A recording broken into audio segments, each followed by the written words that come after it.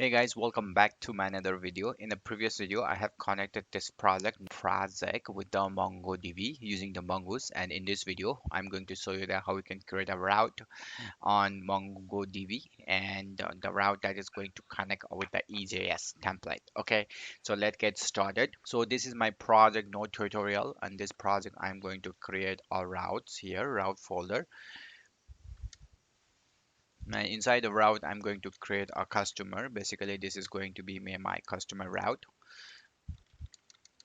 So the first thing is going to be I'm going to import the express. So I'll just say or require express. And in express, it will give me a router. So what I'm going to do is I'm going to create a variable called router, and I will use our express router. So now I will export this. Of course, I could also can create here like a get post, right? Put all the router, but let's do a get here. So whenever we do a get here, right, then it will give me a call function here, callback functions. It will give me a request and a response. Okay, so now I'm going to export this. So to export this, I'm going to use as our module dot export, and I'm going to export as a router. So I'm getting the router here, I'm setting up my route, and I'm exporting the route. That's what it's going to be. So here in a rest, I'm going to send the index. So my the route is ready. So now what I'm going to do is I'm going to add my route here. Okay. So this is going to be DB. So this is going to be my app setting. So I'll just create here, right here something called app setting. So the first thing is app is using something called EJS, which is okay. So the another is I'm going to use the router. Okay. So the router is going to be basically it's called customer. Okay. So whenever it goes to the slash customer or customer, right, then it's supposed to go to the customer routes which I created here. So I will import that the customer route here. So it's going to be a customer route, and that is going to be a require. So I'll just go to the that customer. Okay. So once I got the customer route, I'll just set it up here. So now my app is still running it. So now let's test it out. So in EJS, I'm using uh, the template here, EJS templates, index.html. So now if I go back here and if I refresh, then it show up like this. And if I go for customer, then it shows me our index because I think I printed out the index. Let me check.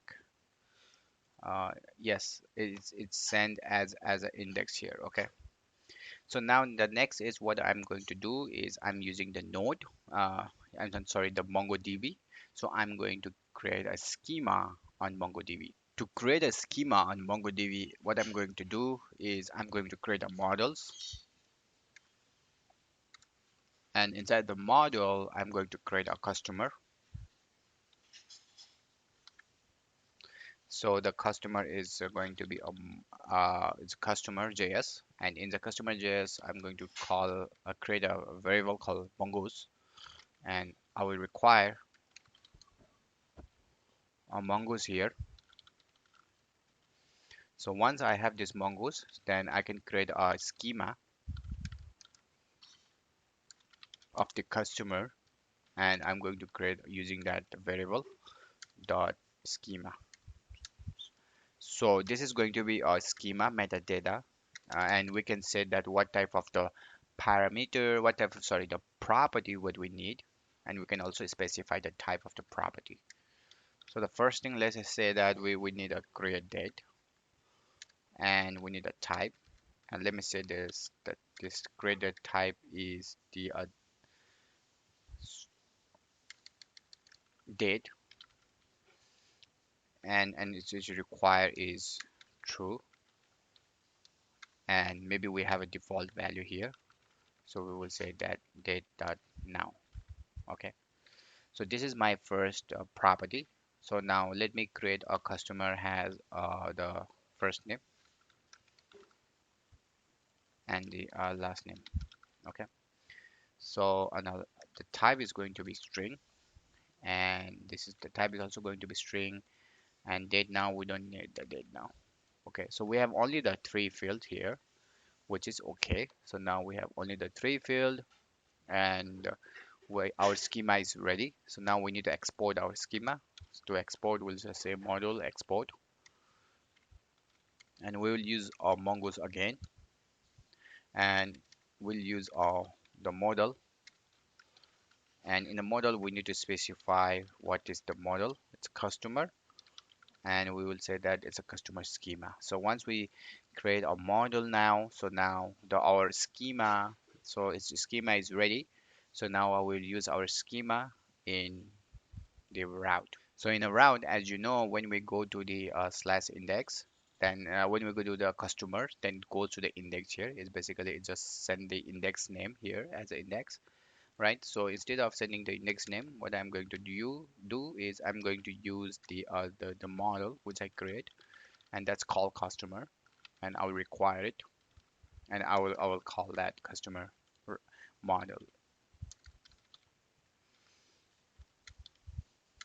Once I have the customer model, now I could able to create here the I could I could use the functions of these models. And basically what I'm going to do is I'm going to use a await async function here. So I'll just use await dot find. So basically it will find all the customer, and it will give it to me, and it will print it on here, uh, here in data. Okay, customer. Basically this is going to be customer. So instead of send here, I'm going to render it. So basically now it's rendering, but we need to specify where it's going to render it. It's going to render it right here in the index dot in the view here, but I don't want to render it here. I will create another folder called customer here. So I'll just rename this customer. Okay. So in a customer here, what I'm going to do now is basically now I'm going to create a index.ejs file. Okay. So now this is my EJS file for the customer. So I'll just here I'll just say the customer. Okay. So here maybe I'll just write here the customer for now. Just want to make sure that I render this. So in the render here, basically now I need to specify what I want to render it. So in the views folder inside, it knows about it. So I'll just go to the customer, that's index. So whenever we load this, then we will get the customer. So let's see if I reload this, then we will see some error or not.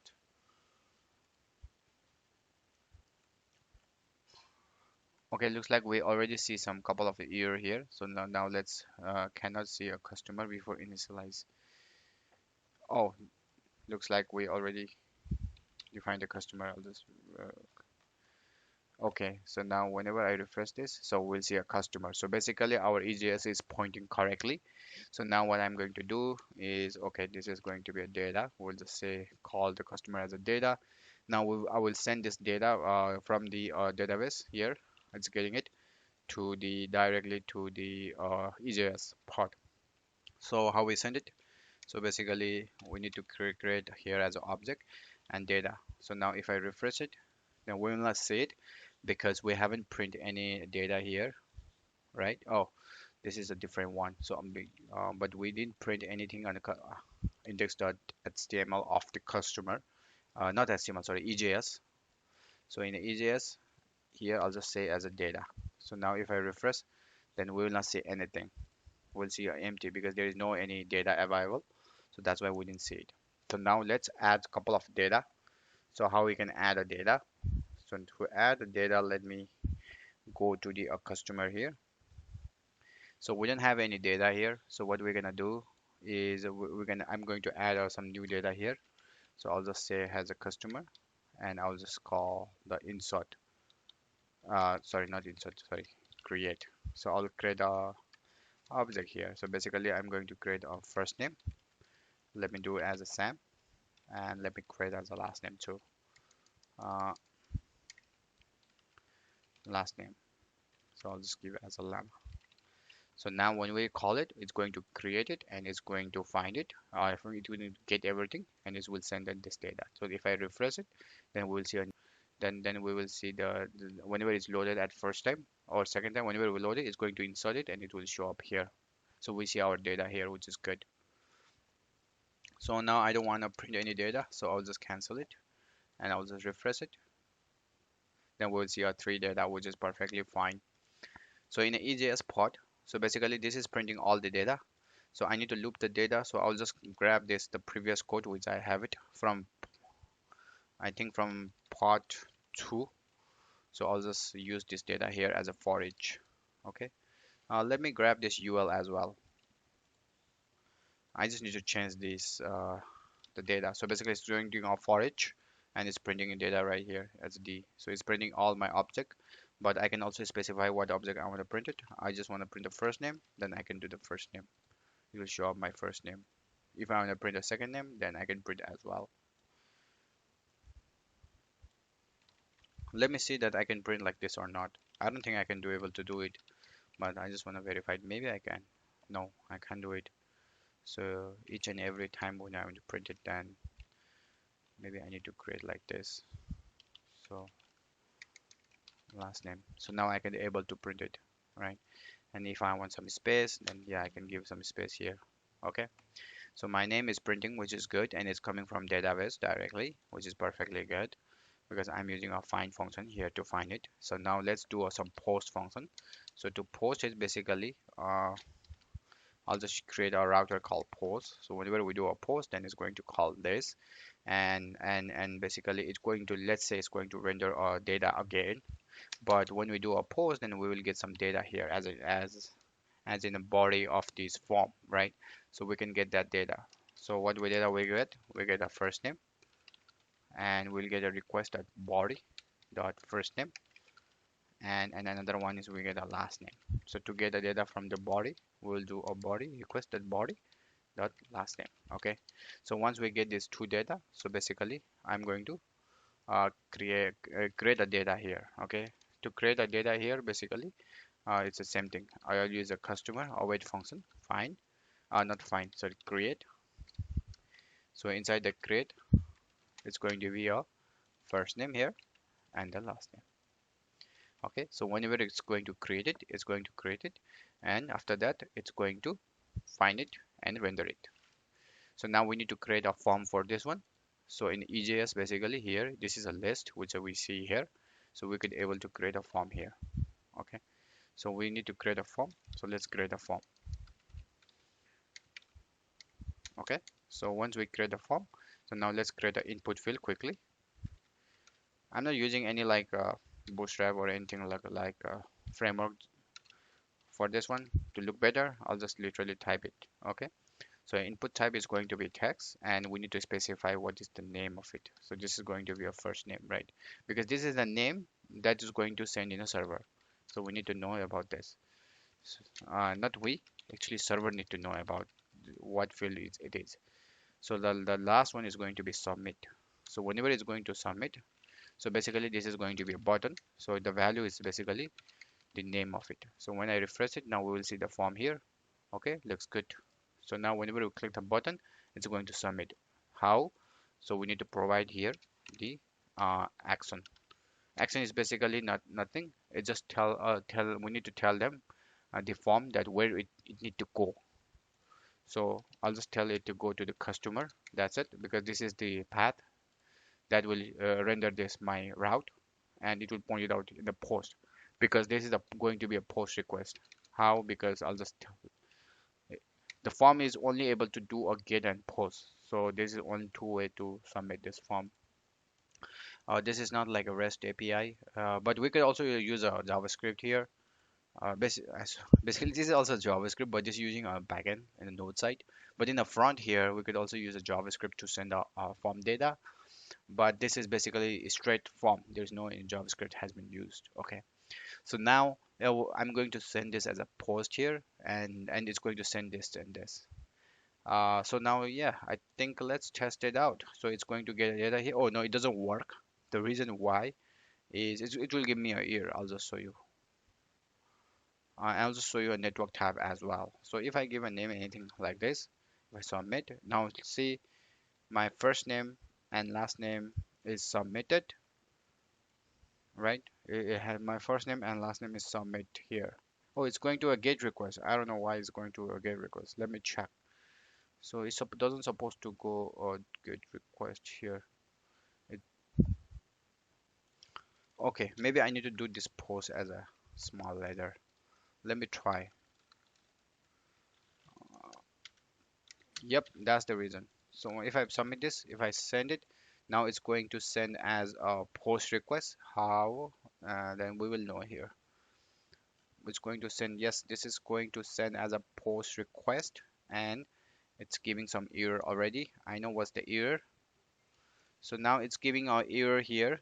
It might say that the in the backend part here, uh, it might say the first name is not null. I mean, this is undefined. Can you read the property of the first name? Yes, this property, the first name is not undefined, similar with the last name, because it we need to add a couple of more setting in the app when we do a post request. Here it's just using a EJS. That's all it does. So we need to use a body parser here, the library, or the latest version of Express comes with it. So now we just need to tell that to use the express.json. Okay. So once we do express.json, and now we need to also tell it to use the URL encoded, and we need to tell the extended is false. So once we do this to setup, so now we can able to get the data here, and we can able to create it, and we will render it. So everything is running. Now let's test it out. So now if I refresh, okay, still it does create the data here. Okay, because it's going to submit the form, I guess. Yeah. So when I click it here, submit, here it is. Test 1 3, here it is. So it's going to create a table and it's going to submit it. Okay. So in the next video, I'm going to create one button here and I'll just delete everything. And that's what I'm going to do. And thank you very much for watching, guys, for this video. And if you guys learned something new, please do subscribe my channel and see you guys. Bye for now.